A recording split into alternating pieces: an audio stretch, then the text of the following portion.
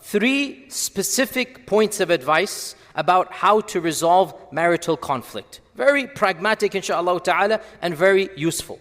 Point number 1.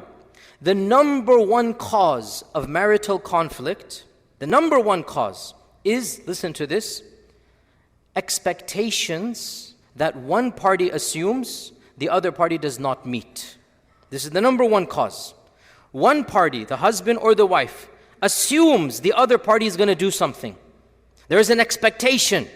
I expect this, whether it is time, whether it is financial management, whether it is quality, time being spent with the spouse, whether it is intimacy, whatever it might be. One of the 2 partners assumes that the other is going to provide this, and the other partner does not provide.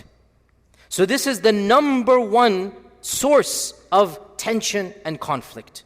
Okay, so then we begin to resolve this conflict with my first point here.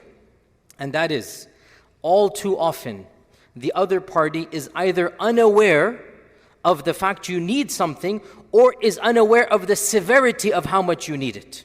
In other words, the problem is one of the 2 sides assumes the other understands.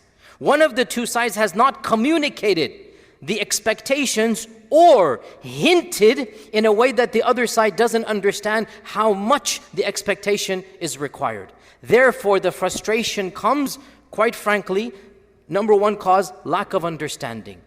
The one party really didn't know that the other one really wanted quality time or financial management or being home at this particular, time for dinner with the kids or intimacy, whatever it might be.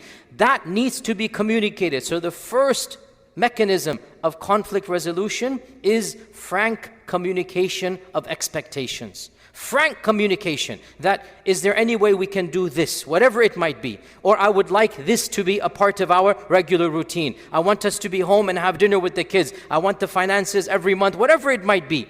The other party needs to be told that this is expected of them. And the language has to be very clear, crystal clear. Again, one of the biggest problems is that we hint and we assume the other party will understand. Those of you who are not married, I'll tell you from now, don't assume if you speak in vague language that even your life partner will actually understand. No, it must be laid down literally with explicit directions. So this is the first point, is that the expectations need to be made clear, and the fact of what is required or what is wanted or what is desired needs to be put, and the level of how much you desire it. Because again, how much is something irritating you when you don't get it, right? How much is something really going to make you irritated? That needs to be expressed and conveyed.